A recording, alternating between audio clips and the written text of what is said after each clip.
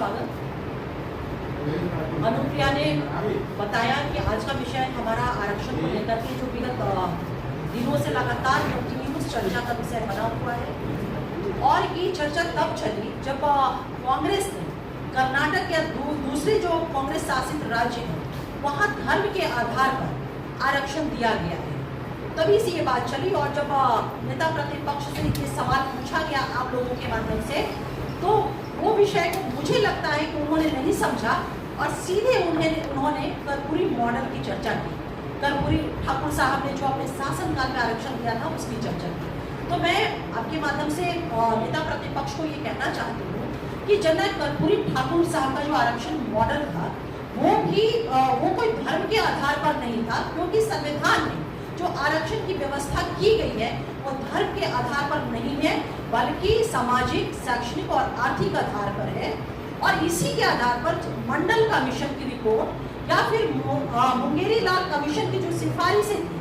जिसमें और जब धर्म के आधार पर नहीं है तो किसी धर्म विशेष को आरक्षण से डिस्कार्ड भी नहीं किया जा सकता है, ना किया जा सकता था। और यही कारण है कि जो मंडल कमीशन की रिपोर्ट और या फिर मुंगेरी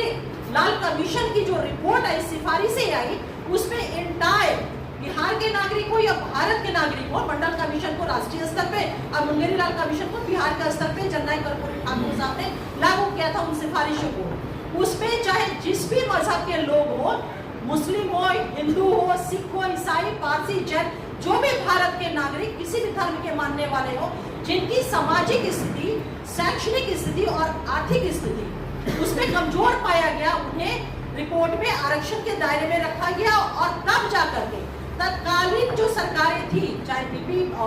सिंह साहब की सरकार या जननायक कर्पूरी ठाकुर साहब की सरकार, इन लोगों ने उस सिफारिशों के आधार पे आरक्षण की व्यवस्था की और ये व्यवस्था है। और आज के वर्तमान परिप्रेक्ष्य में माननीय मुख्यमंत्री और हम सभी के सर्वमान्य नेता श्री नीतीश कुमार जी ने जननायक कर्पूरी ठाकुर साहब का जो फॉर्मूला था, जो नेता प्रतिपक्ष का है कर्पूरी फॉर्मूला, वो क्या था? 12% अति पिछड़ा, 8% पिछड़ा, 3%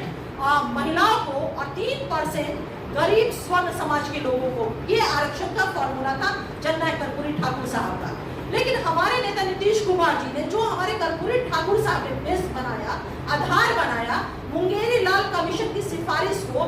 उस आधार पे उन्होंने जातीय आधारित सर्वे कराया और सर्वे के बाद जो रिपोर्ट आया, जो अभी हाल के दिनों की बातें हैं, उसके आधार पर आरक्षण का दायरा बढ़ा करके देश में सबसे ज्यादा आरक्षण, जिसमें तमाम लोगों का, पिछड़ा, अति पिछड़ा,